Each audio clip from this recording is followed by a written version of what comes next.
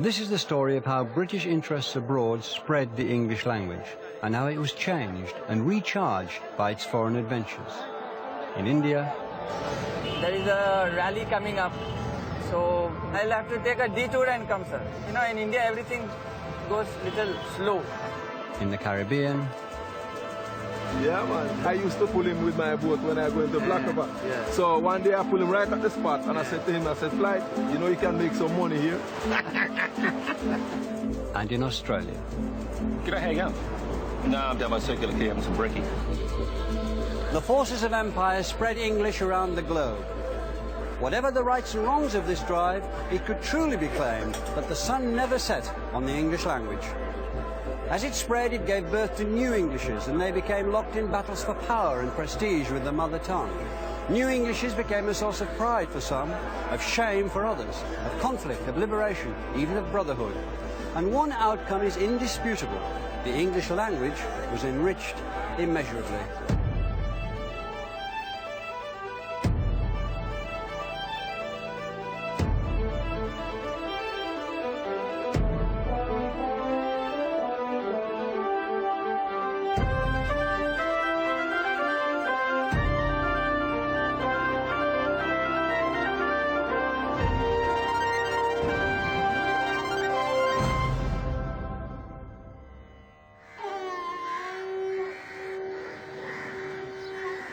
In India, English faced a country of intense and elaborate civilizations, a magnificent empire, initially much greater than its own. And it faced an enormous challenge if it was to establish itself in a country which today boasts over 1,000 million people and 200 different languages, including Hindi, Sanskrit, Bengali, Gujarati, Marathi, Punjabi, Kashmiri and Urdu.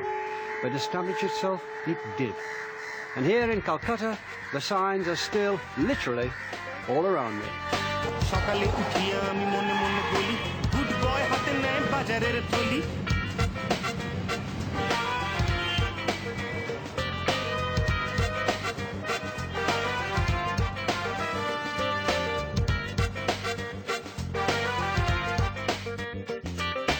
We gave English words to India, and some words from our experience in India have fed back into English. Most of them from Hindi. Familiar words like blighty, bungalow, cheroot, loot, ghoul, thug, pundit, coolie, cashmere, dungarees, bandana, jodhpurs, pyjamas, cot, divan, shampoo, cash, toddy, deco, gymkhana, polo, bangle, jungle, cushy, khaki, doolally, dinghy, catamaran, caste, swastika, juggernaut, avatar, guru, karma, mantra, yoga and sacred cow.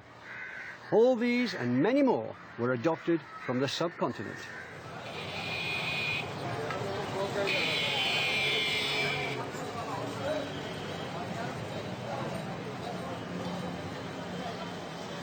Trade contacts through the early Middle Ages brought the first words from Asia into the English language, often through Latin or Greek, which absorbed them and passed them on.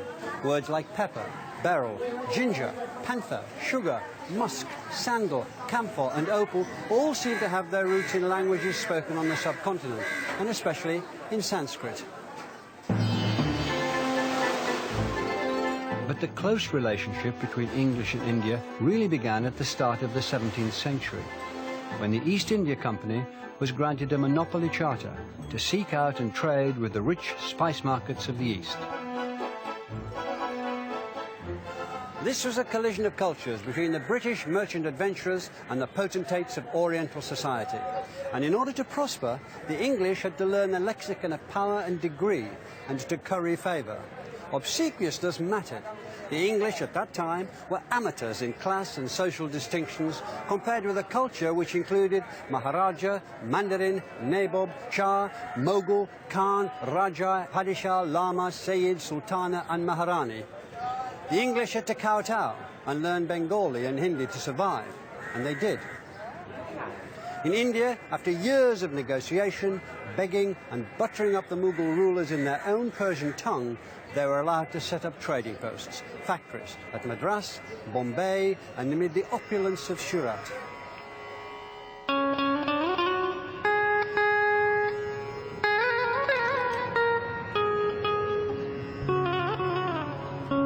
At the end of the 17th century, the English established another factory here in a tiny village on the banks of the River Hugli, which would become one of the world's greatest trading cities, Calcutta. What brought the English to India was a commodity that they could turn a profit on around the markets of the East, a commodity that India was famous for then and now, cloth.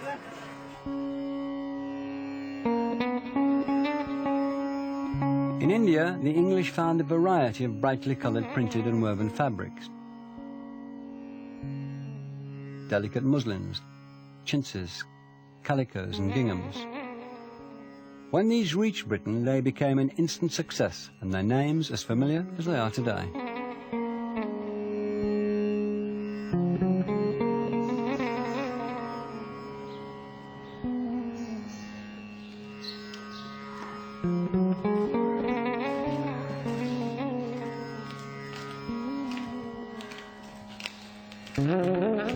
India and Britain. It was the start of a relationship that would be enduring, passionate, and often marred by misunderstanding and violence. English had planted its foot firmly on Indian soil, but it had hardly announced its presence with a fanfare. The East India Company prospered, but in this vast country, its English-speaking employees were numbered in hundreds, not thousands. Some of the senior employees were encouraged to go native, take local wives, and adopt local habits and dress. And when they wanted to conduct business, they had to learn the local languages. For most Britishers, this was a matter of commercial necessity, but there were others who had a more scholarly interest in India's languages. One of these British students of the Orient made a discovery which rewrote the history of the English language. English had traced its roots back to the dialects of the Germanic invaders from Frisia in the 5th century, as we did at the start of this series, but no further. But in 1784, William Jones, who was in India in his capacity as Supreme Court Judge, founded the Asiatic Society of Bengal to encourage inquiry into the history, civil and natural, the antiquities, arts, sciences and literature of Asia. And when Jones started to look at the ancient language of Sanskrit, a language written down 2 or 3 centuries before the Iliad and the Odyssey, he discovered what was effectively the prequel of the adventure of English. He discovered that one of the deepest roots of English was here in India. Jones made the startling discovery that there were similarities between words in Sanskrit and the younger languages of Greek, Latin, English and others. Where Sanskrit had pita, Latin had pater, Old Norse pater, Gothic fader and English father. The Sanskrit brata, Latin frater, German bruder, Slavic bratu, Irish brother, and of course English brother. Even the forms of verb looked similar. English am, Old English yom, Gothic im, Latin sum, Greek emi, Sanskrit asmi. English is, Gothic ist, Latin est, Greek esti, and Sanskrit asti. Jones decided that this was evidence that they were all descended from one Indo-European language, and his work was the foundation of modern philology, the study of languages.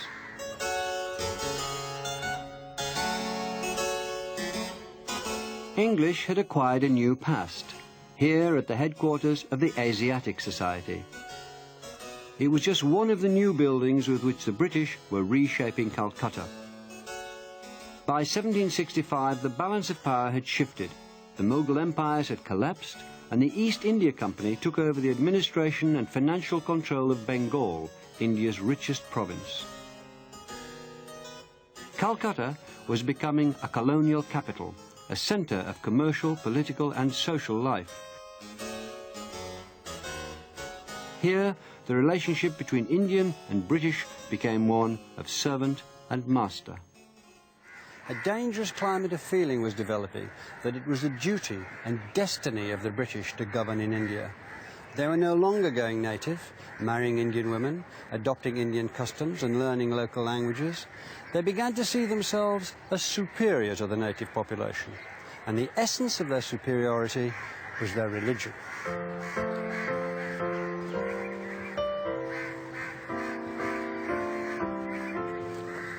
In 1813, the Foreign Secretary William Wilberforce told the British Parliament that they were morally obliged to change what he called India's dark and bloody superstition for the genial influence of Christian light and truth. The British had looked at India and had decided that the Indians just weren't British enough. In the interest of their happiness and for the good of their souls, they needed to be converted to Christianity and Western morals. A string of missionaries headed east to devote themselves to this work. In order to teach their religion, they set up schools, and they taught not in the languages of India, but in English. There were Indians who welcomed the establishment of English language education, recognizing that it could give India access to modern Western thought and scientific knowledge. But what happened next went beyond education. A new English language policy changed Indian society and its relationship with the British forever. In 1835, Thomas Babington Macaulay, writer and member of the Supreme Council in Calcutta, wrote his famous or infamous Minute. In it, he laid out why he thought the teaching of English, rather than any Indian language, should become official government policy.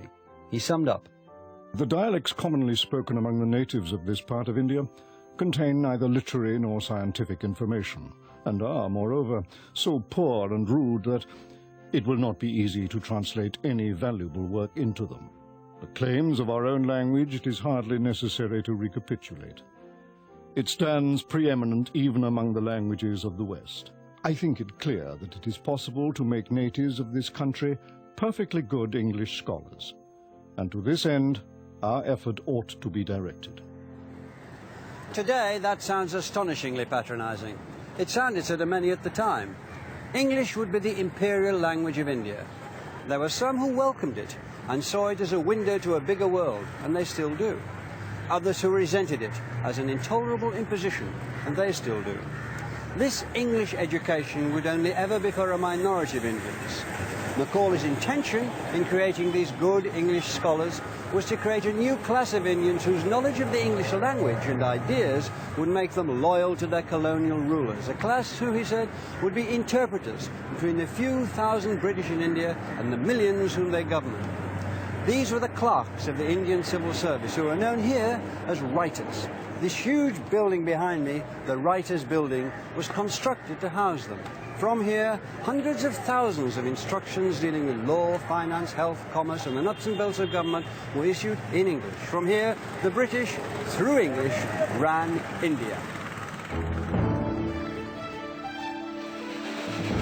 As the 19th century progressed, the vast continent was opened up.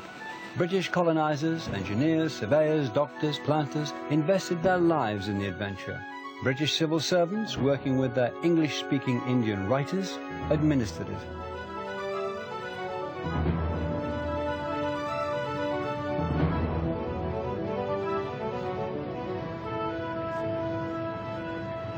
Without the English-speaking bureaucracy, there'd have been no Raj, a word meaning rule or kingdom, taken from the Hindi.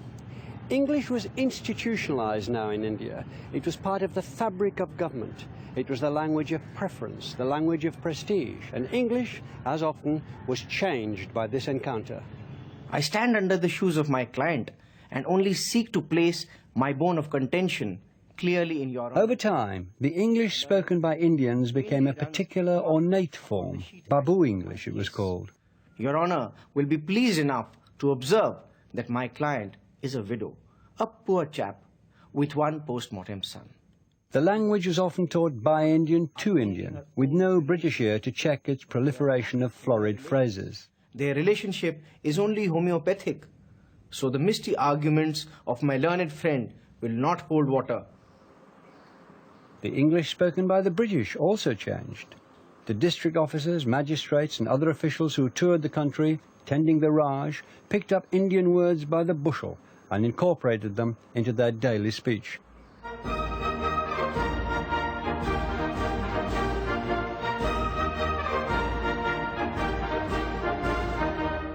The British Army particularly relished picking up Indian words. They prided themselves on being able to bolo the batatora, meaning to speak the lingo a little. Or perhaps they were banged up to the eyeballs, stoned on bang, in which case they might need a word with the Amen Walla, the chaplain, and find themselves facing Tory Pichi, which meant delayed repatriation, and was taken from the Hindi words for a little later.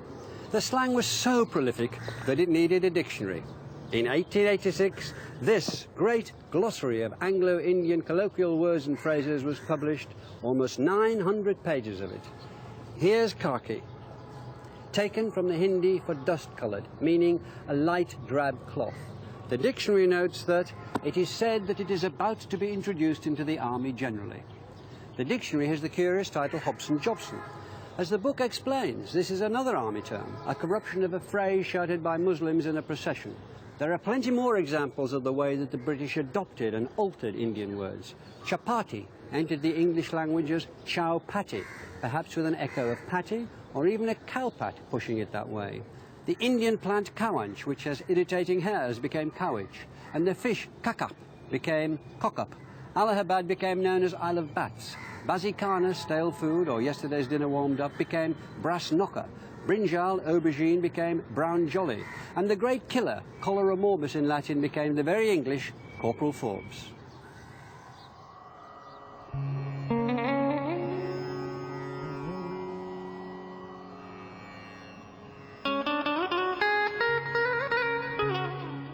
Whenever they could, the British fled the threat of Corporal Forbes and the heat and dust of the plains in summer and took to the hills. In and around hill stations like Darjeeling, army officers, civil servants and tea planters built a little England, where they could take tiffin on the veranda with their mem-sahibs, or sip a chota peg as the sun went down. The British had become comfortable with India, and English comfortable with its Indian borrowings. Past the sun fierce glaring that scorches and bakes palanquins, perspiration and worry. Mosquitoes, thugs, coconuts, Brahmins and snakes, with elephants, tigers and curry.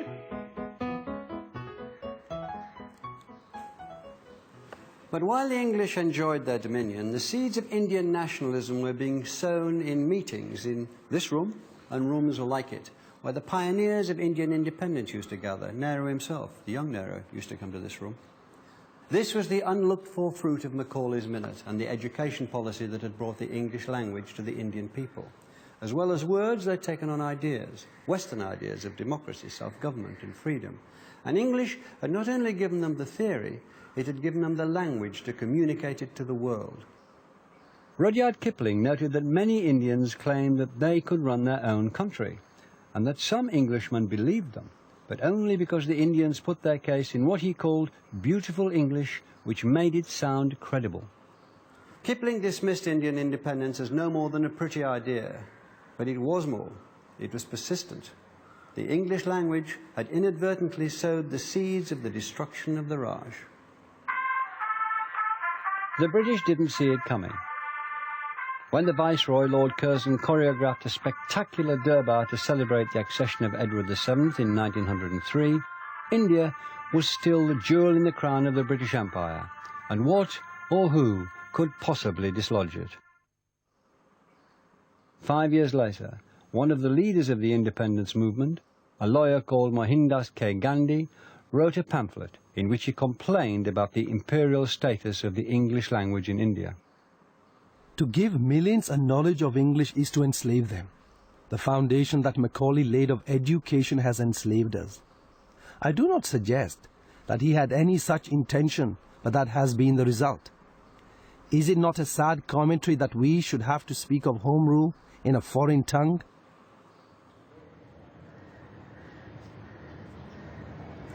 What's fascinating is the idea that language can enslave a people. The British didn't much have slavery on their minds at that time. What concerned them was building a new symbolic capital, more than 1,000 miles away from here, to be designed by Sir Edwin Lutyens, a New Delhi. Had they still taken an interest in Indian languages and customs, they might have come across the proverb which said that anybody who tried to build a new capital at Delhi was doomed. It had happened 6 times already. It happened to the Raj. the Raj would be lost, and with that loss would come a move to oust English from India altogether.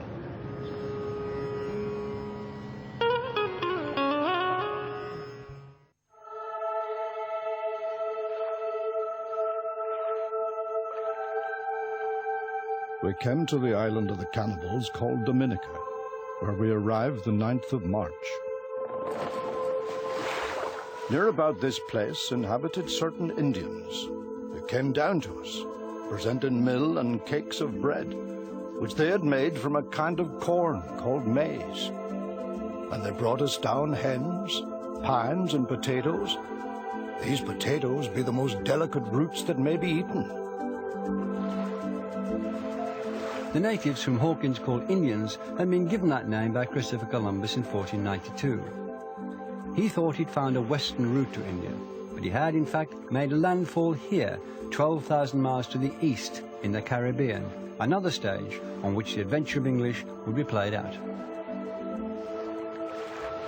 The name Caribbean itself, which denotes the Great Sea and the arc of islands which string out for more than 1,500 miles, came from the real name of one of the native tribes here, the Caribs, who were notorious for their fierceness and cruel treatment of captives. Another version of their name was Canib, from which we get our word cannibal. And the Carib languages gave English cayman, canoe, curare, peccary, and tamarind, among other words. From the language of another local tribe, the Arawaks, came hurricane, cassava, guava, hammock, iguana, and savannah. Two words used by Hawkins, maize and potato, and mangrove, barbecue, probably, and Jamaica itself. As we've seen in India and elsewhere, when English encountered new languages, it soaked up new words. But the adventure here in the Caribbean was very different from the one in India.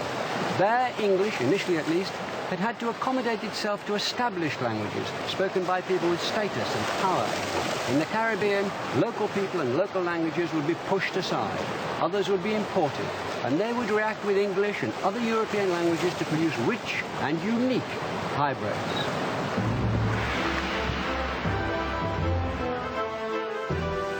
English interest in the region had begun with attempts to hijack Spanish treasure ships by Drake, Hawkins and others, with the unofficial approval of Queen Elizabeth.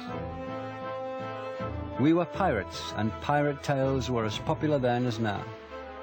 By the time Daniel Defoe wrote his History of Pirates in 1724, words from their exotic and bloodthirsty world had already entered the language.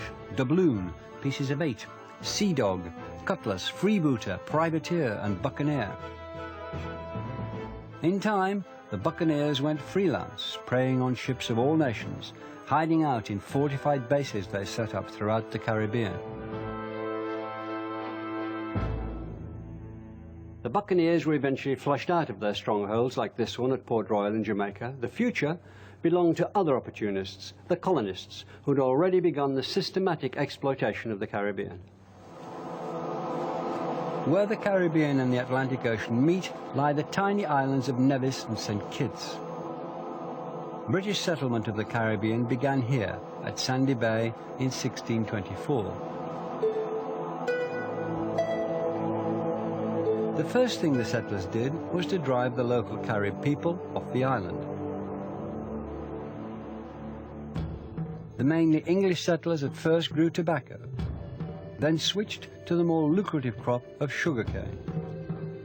They needed labour to work in the fields and mills. Soon they were importing slaves from Africa, slaves who picked up English words from sailors on the ships that brought them over and from the British on the plantations.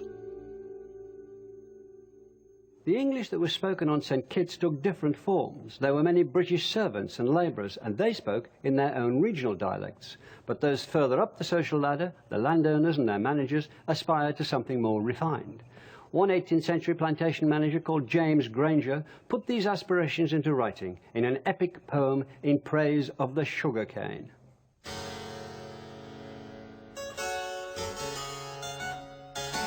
What soil the cane affects, what care demands, beneath what signs to plant, what ills await, how the hot nectar best to crystallize, and Afric's sable progeny to treat. A muse that long hath wandered in the groves of myrtle indolence attempts to sing. In Britain, some critics hailed Granger as the first real writer to come out of the Americas. High society admired his ornate style as English at its best. Whatever its qualities, it was a world away from the language spoken by the majority on St. Kitts, that sable progeny of Afric, as Granger coyly puts it, the black slaves who now outnumbered the white settlers. A taste of their language was recorded by an English carpenter, Samuel Matthews, in the last decade of the 18th century. On St. Kitts, he wrote down the following exchange, a darker version of plantation life than Granger's, and perhaps the nearest we might get to the authentic voice of a slave. Was matter body kwao, abri boshe bang you. You tan na sobe au, da bakra man go wrong you body kwao. What's the matter, brother Kwao? I think the overseer hate you. You don't stand to know how that white man is going to wrong you, brother Kwao. This is language that shows the speaker's African origins. Most of the words in this short passage are recognizably English on the page, but the sounds have shifted. Brother has become buddy, a word that's now very familiar, but this is the first time it was recorded. Overseer has become obishi. This is what happens when people try to voice strange words using the sounds that they know. We've seen it before in America, when the Pilgrim Fathers struggled with Native American words. There's another example here. The English word stand has become tan. That's probably because a lot of African languages don't allow two consonants to run together.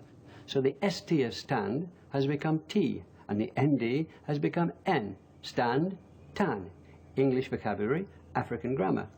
There's one word straight from Africa, bokra, for European or white man, and another has come through Portuguese slave traders. Their word saba has here become sobi, to know. You tan na sobe au, da bakra man go wrong you body kwao. This kind of language is called a Creole. It's the result of African and European languages colliding, producing hybrids spoken by the black population. Let me alone. Plus a trouble begin now. A good mind take van tone, so knock your rotten shin. This was the pattern throughout the plantations of the Caribbean. But on each island, the social and racial mix was slightly different, and each island developed its own unique Creole. Unfortunately, English wasn't a benign parent to what it regarded as its rather uncouth offspring. The Creoles continued to be treated by English speakers as unfit for polite society. This pressure meant that some Creole speakers tried to gentrify their language to sound more like the standard English-speaking social elite. So, throughout the Caribbean, there wasn't just a division into two languages, with standard English at one end of society and deep Creole at the other. There was a whole set of variations across society. But however many variations there were, standard English was treated as superior, at least by white speakers. The original inhabitants of the island had been cleared by brute force or disease. English had moved in with the settlers, and now it had dominion over the other forms of language that it had spawned, at least for the time being.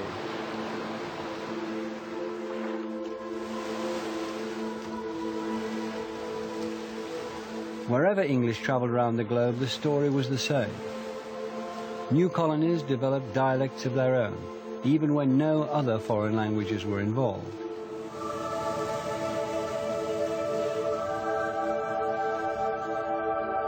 In January 1788, a fleet of 11 ships, commanded by Captain Arthur Phillip, sailed gingerly between these headlands, after 8 months at sea, to make landfall in the country which would become Australia. The place they chose to settle would become Sydney Harbour. Today, the ferries which transport Sydney's commuters bear the names of the ships of what was known as the First Fleet: Sirius, Supply, Fishbourne, Friendship, Borrowdale. Their original cargo was also human. Over 700 seasick, half-starved souls, feared, despised and rejected by their British homeland, the ancestors of some of these commuters, the first convicts. Let us drink a good health to our schemers above, who at length have contrived from this land to remove thieves. Over the next 80 years, over 150,000 convicts were transported to Australia. At Botany Bay, the hulks and the jails had some thousands in store, but out of the jails are 10,000 times more who live by fraud, cheating, vile tricks and... The British saw this as unsettled land, but of course it was peopled by native Australians. The Aboriginal tribes had over 250 languages. Many would disappear over time. But in the early days, the settlers were fascinated by the natives, and from them they learned the names for many of the new plants and animals they were encountering, like the kangaroo. English picked up more words from the native languages around Sydney Harbour.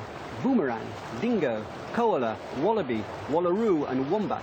And cooey, which was a call used by natives to summon one another from a distance, was soon adopted by the English. And there's also a type of owl called the boobuk, a tree called the warata, which has become the emblem of New South Wales, warrigal, which is another name for the dingo, and woomera, a throwing stick. As settlement spread, English picked up words from other native languages. Billabong, a cut-off pool in the branch of a river. Budgerigar, yabby, which is a crustacean. Barramundi, a giant perch. And from Western Australia, kylie, another word for boomerang.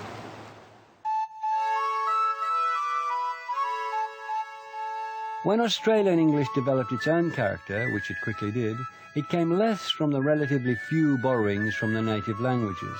Overwhelmingly, it was shaped by the regional and criminal background of the early settlers.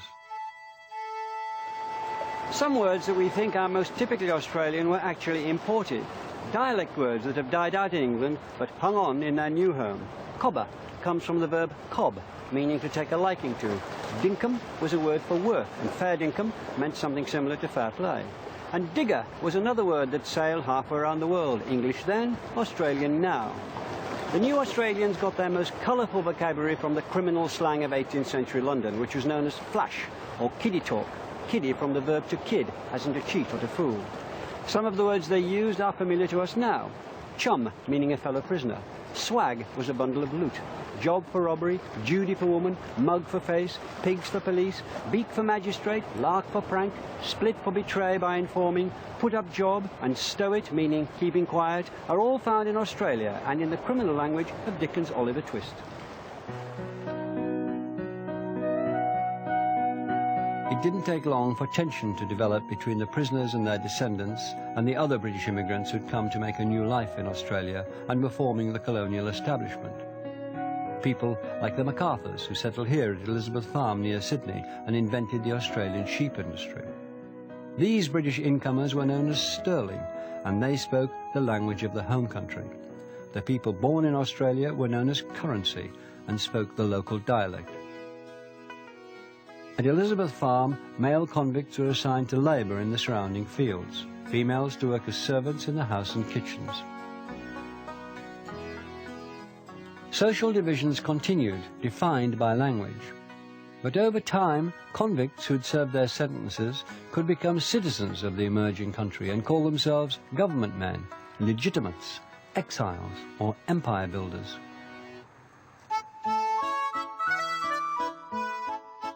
By the 1880s, immigrants were outnumbered by native-born Australians, and Australian English was in rude good health.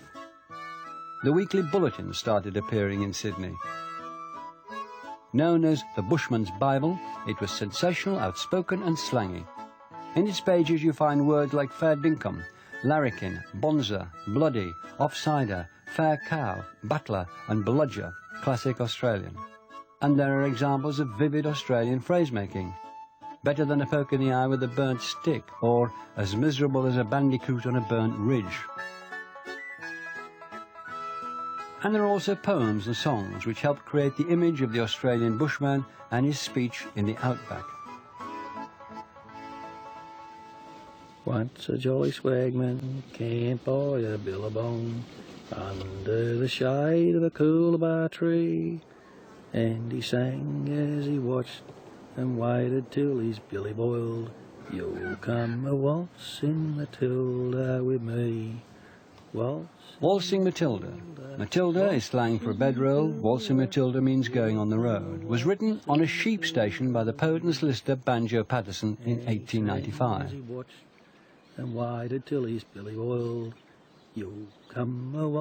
With its mix of words from English convict slang like swagman, meaning a drifter, and from Aboriginal languages like Billabong for pond and Coolibah for eucalyptus, Waltzing Matilda encapsulates the essence of Australian English at the time. And in the figure of the swagman, who'd rather die than be taken prisoner, it captures an attitude, a contempt for authority, which would become a national trait. You'll never take me alive, said he, and his ghost may be heard as you pass by that billabong. You'll come a waltzing Matilda with me, waltzing Matilda. But while the Australian vocabulary grew and Australian phrases were coined, Australian English didn't get official respectability. In 1926, the Director of Education in New South Wales could still write, It is sad to reflect that other people are able to recognise Australians by their speech. Most unfortunately, a variation from the accepted standard is along lines which are harsh, unmusical and unpleasant to the ear. Teachers must do their utmost to check this development away from standard English. All nations have their symbols, and Australia is well served by Sydney Harbour, this day fit for a queen, their queen. As for New Zealand... The English language had sent its slang and its dialects to a new country where they developed a personality of their own, but standard English was keeping them in thrall. The ways of speaking in Australia formed a rigid social hierarchy. The broad vowels and slang were at the bottom. Standard English, Queen's English, was at the top. The convicts might have thrown off their physical shackles, but the local language wouldn't lose its chains until the late 20th century. Just as in the Caribbean, English was still keeping its children down. But all Australia was eager for a sight of this young woman. Here, too, it was the first time that the reigning sovereign had landed on Australia's shores.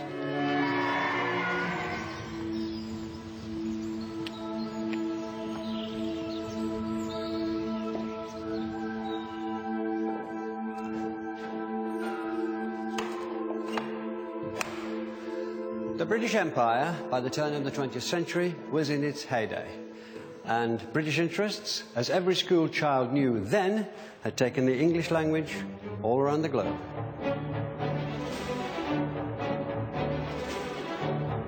The spread of the language was inseparable from the growing feeling of superiority which marked the empire and its people.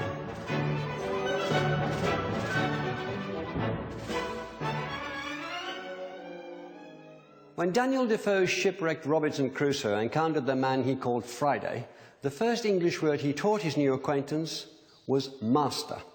There was no question about who was in charge, and no question about the language they'd use. As the empire spread, Crusoe's attitude became the norm.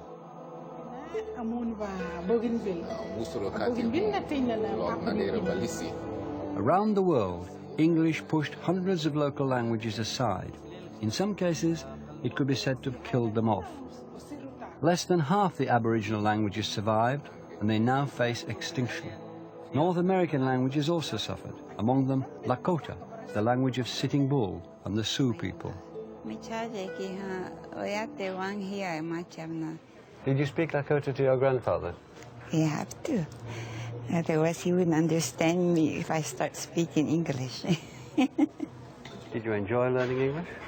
We have to learn the English. And if we speak Indian to each other, then both of us have to go up to the teacher's desk, and she makes us stand in front of her. She gets this big ruler, about this long and this thick, and she slaps our hand, hits us till it's all red. And they won't let us speak our language because I think they were trying to change us into white men. Julie Sitting Bull, who wanted her to Sioux, Lakota, I spoke to Dolores Blacksmith in Chicago, but you don't have to go that far around the world to find examples of English bullying, no further than Wales. The military, political and social dominance of the English over the Welsh has always been reflected in their languages. When the two countries were united in 1536, there was no law actually to prohibit the speaking of Welsh, but no one who insisted on using Welsh was allowed to hold an official position. A prejudice against the Welsh had been established. It continued. By 1847, a Royal Commission declared that the Welsh language is a vast drawback to Wales and a manifold barrier to the moral progress and commercial prosperity of the people. And the Education Act of 1870 dictated that children would have to learn English. In schoolrooms like this, it could lead to unfortunate, even cruel practices. Welsh wasn't banned, but some teachers and schools outlawed it in the classroom.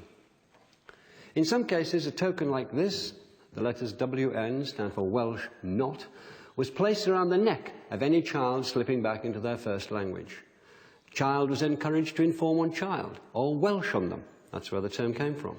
And humiliation was used as a cultural weapon. Mae anodd I ddewis rhwng y ddoi o'r deg gael Cwynel nhw tŵr. Awr falle. Wel, eitha wyniaeth, gobeithio bach yn hir. In the last years of the 19th century, there was a push to revive the Welsh language. It was led by the future Prime Minister of Britain, Lloyd George. The National Eisteddfod continued to promote and celebrate Welsh language and culture. Bilingual signage and official literature were introduced in the 60s, so that today the Welsh language can be seen everywhere throughout Wales. But it's debatable whether all this has really been enough to turn the tide. In 1900, half the people in Wales spoke Welsh. By 1981, it was less than 1 in 5. The story seemed to be one of a long and irreversible decline, while English marched on from strength to strength. Just this year, though, surveys have shown that the number of Welsh speakers is increasing for the first time in 2 centuries. Welsh has found its way back into the schoolrooms, but it's still a minority language. 80% of Welsh people don't speak it at all, and its future is far from certain. But at least the days of the Welsh Not are over.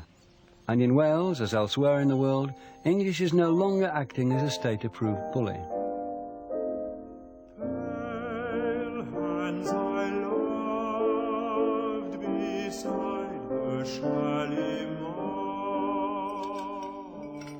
As the British Empire has faded away, English has had to come to terms with a changed world,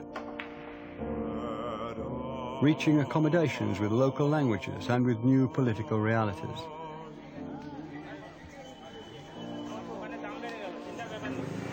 Here in India, the new constitution which followed independence planned to abolish English altogether and instead make Hindi the sole official language. But it didn't happen. Hindi is only the first language in some states of India, and other parts have their own languages, like here in Calcutta and the rest of Bengal, where Bengali is spoken. Regional rivalries are often fierce, and so the users of other languages exerted political pressure, in some places even rioted, to keep English rather than be forced to use Hindi. And even the most cursory glance at any of these bookstores here in Calcutta will show you how English is still part of Indian life. It's a minority language, but it's the language in which many Indian states communicate with each other and with the outside world, and that gives it tremendous clout. Some would say too much.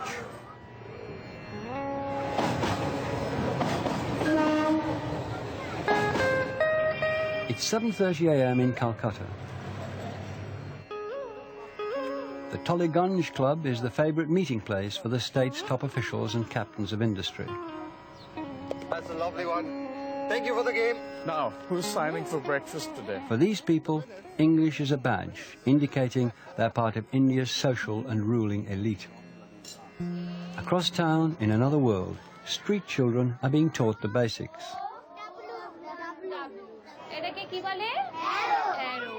For them, English might mean a fingerhold, a scrap of advantage in getting a job against desperate odds. Across India, parents of all classes will make great efforts to make English part of their child's education.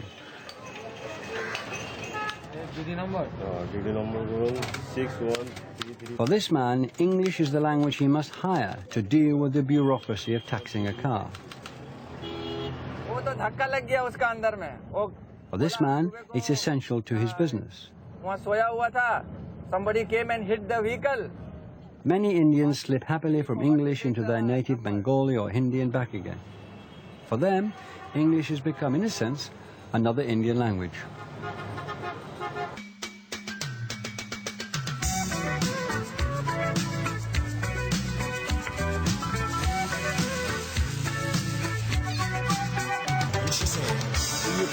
land down under. In other parts of the former empire, English and its linguistic offspring have also had to come to terms with independence. In Australia, it came late. The election of the Whitlam government in 1972 rode a wave of nationalism. Australia began to look back towards Britain less than it looked forward to its own future as a multicultural country. 4 years later, the first Australian dictionary to be compiled in Australia reached the bookshelves, helping to legitimise the language and showing that Australia had cast off its cultural cringe and was ready to revel in its own distinctive language. This is the Macquarie Dictionary. In the D's alone, you find Australian words like daggy, meaning dirty or slovenly, from dags, the name given to the matted tufts of wool round a sheep's bottom. Deadhouse, a room in a hotel where drunks are put to sleep it off. Dello, a shortened form of delegate. Dingo stiffener, a dingo hunter. Dog's cock, an exclamation mark. Dog eye, an Aboriginal English word for a white person. Drac, an adjective, depressingly unattractive, possibly from Dracula. And dunny, an outside toilet, a name that can be traced back to the English words dana, meaning dung, and ken, meaning place or house. In Old British dialects you could find danikin or dunnikin. The Australians shortened it and keep it in use. Vocabulary aside, Australian English has developed some distinct variations of its own. Good day, how you going? Good. No, I'm down by Circular Quay having some brekkie. I think there are two features that really earmark Australian English, at least for me. One is the abbreviations, the Australian love of shortenings, so that a word, if it's not already a single syllable, gets reduced to a single syllable, and then an ending is bunged on, E ending or an O ending. So something like my mate Jacko, you know, the weirdo journo from Freo, he slipped on a bit of lino during his smoko one arvo and ended up on compo and a real dero. Another characteristic I think of Australian English is the sometimes called HRT. This is not hormone replacement therapy, but high-rise terminal. It's the Australian questioning intonation. So it really is like the rising intonation of a yes-no question, except that you find it on statements. How old was this boy? He's 24 now. Was it Phil? Yeah. No. What did she say? Well, I called her the Savo and Here in Australia, you encounter quite, well, amused, probably even hostile reactions now to British received pronunciation, Queen's English. People find them affected now, and they're wanting much more to speak Australian English. Hey, you see this fellow over here? It's his Bucks party. Born. No more.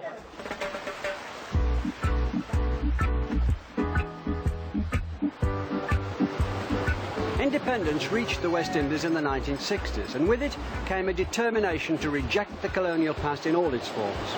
Here in Jamaica, there's been a campaign to make patois, the local speech, as socially acceptable as standard English.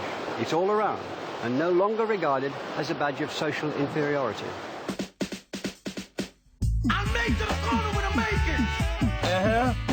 Wicked. Tomorrow we're gonna do some fried fish party. We have some kitchen tomorrow. So people can town.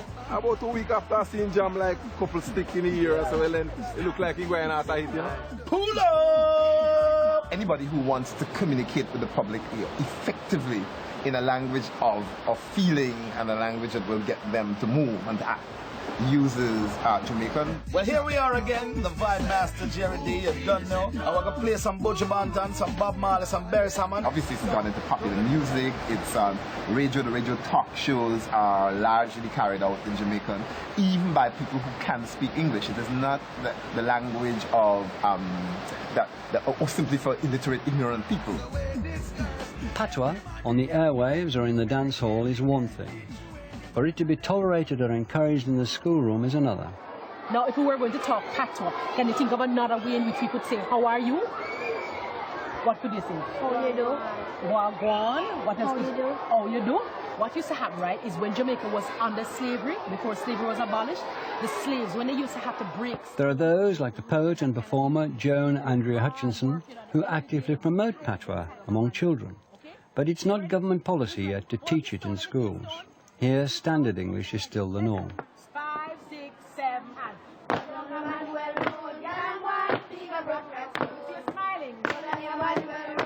and... And there are those who argue that children educated in patois at the expense of English would be placed at a serious disadvantage in dealing with the rest of the English-speaking world.